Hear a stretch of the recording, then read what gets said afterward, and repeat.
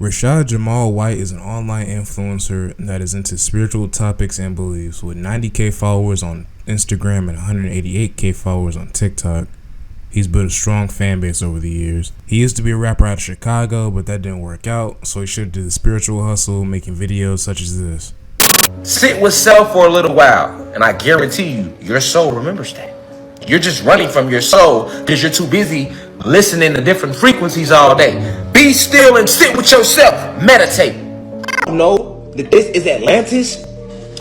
Yeah. What we think is Earth, them little 7 continents is Atlantis, right? And it ain't just 7 continents, right? Those 7 continents are inside of an ice wall called Antarctica, nigga. And outside the ice wall, it's more continents. And then it's another ice ring around that. And then outside of that ice ring, it's more continents, nigga.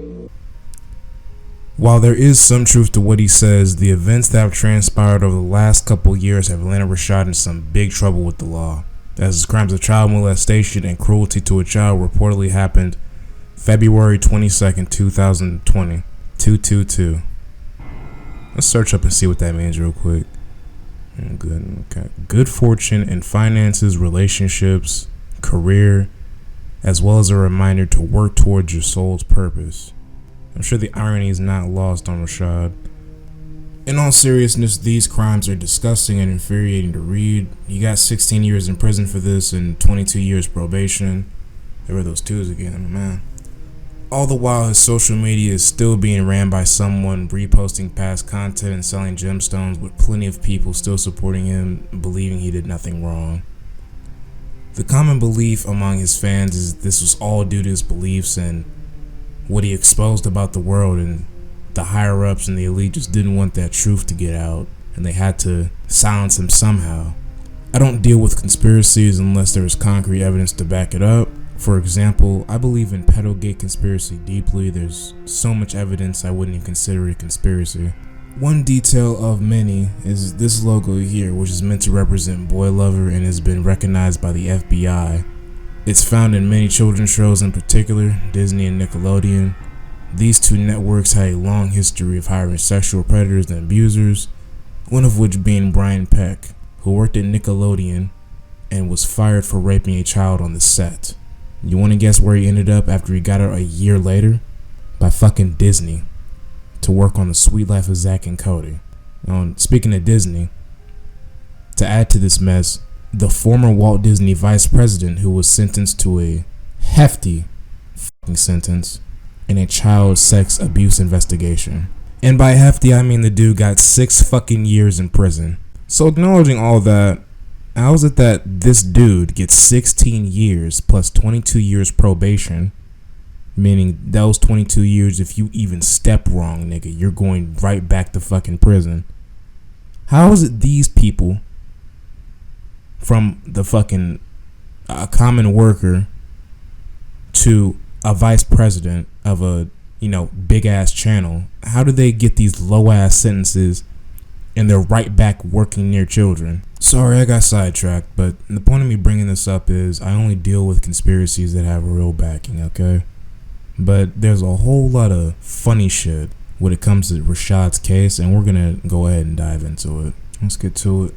The 6 people near the St. Louis area that have disappeared without a trace, 4 grown adults and 2 children, Michaela Thompson, 24, Naman Williams, 29, Garel Germain, 28, Ashton Williams, 2 years old, Michaela Wickerson, 35, and Malaya Wickerson, 3 years old, all went ghost. Alright? It was reported that they had joined an unnamed cult before the disappearance, as well as quit their jobs and cut connections to family and close friends, as well as changed their name of a variation of spiritual god or goddess on social media. All were living in the house of Michaela Wickerson near the St. Louis Lambert International Airport for months before vanishing. Wickerson's mother, Morgan, attempted multiple welfare checks as she had not heard from her daughter nor her granddaughter in months. She had even attempted for child services to intervene, which seemed kind of strange to me. Did they not just answer the door? Like, I don't know how they weren't able to intervene, I guess. The safety of children doesn't really matter that much for the police to knock down a door. Police should be able to knock down a door to make sure a kid is okay. Anyway, I don't know how Wickerson would have maintained the health of their daughter, or her daughter, with no money, because she not only quit her corporate job, but she maxed her credit cards out as well. In fact, everyone in that group did. Mental illness is real and manipulation is real, Morgan said. Now here's the thing, we don't know for sure that Rashad Jamal is even behind this group. These are like just 6 missing people that are just missing people. It was also reported by the neighbors of Wickerson they could see the people of the residents grouping up to sun gaze and meditate. And when it would rain, they would get naked and run around the yard. I'm sure they were all mentally sound and not low self-esteem morons. Apparently, the group believed in polygamy, anti-government, and off-the-grid living. Who isn't anti-government nowadays? So we got single mothers here putting their very young daughters at risk of being harmed around strange dudes that believe in DMT tripping. But obviously I'm not blaming them. Everybody in that group is retarded. The kids are mainly who I'm worried about and I feel sorry for, because they didn't ask for this weirdo ass shit, man, come on. However, I will say this. They provided no evidence of the girl's molestation and ended up giving Rashad 16 years. In addition, they placed a gag order on the case, making it private to the public. Evidence in this situation I would think would be hard to even get, considering the crime happened a year before the victim came forward.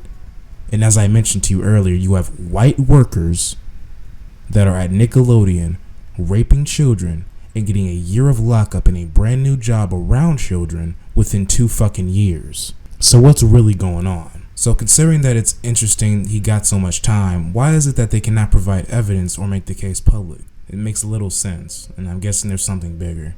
Even the way they picked Rashad up was ridiculous. He was with his children and had ARs pointed at him. May 3rd, we're going to his eye appointment. We get down our street, we make a left to go on the main highway to go to the doctor's appointment. I kid you not, I made a left at the traffic light to go down Old National. 2 or 3 seconds later, I hear sirens. Now I'm thinking, okay, somebody just got in an accident and they needed they needed to shoot to wherever they needed to be, okay? Or I thought it was a funeral session, I thought it was a funeral session. So I'm not thinking, had no idea that they were coming for us. So I literally pulled over to the side so they can, basically pass me. They did not pass me. The next thing I hear is hands up, hands up, hands up. Now, mind you, at this time, we have guns drawing at us, okay? We had an AR-15, okay? And they literally was pointing the gun straightly at the girls. The girls were in the back seat. And Simba was in the back seat. I'm sorry, y'all. Just give me.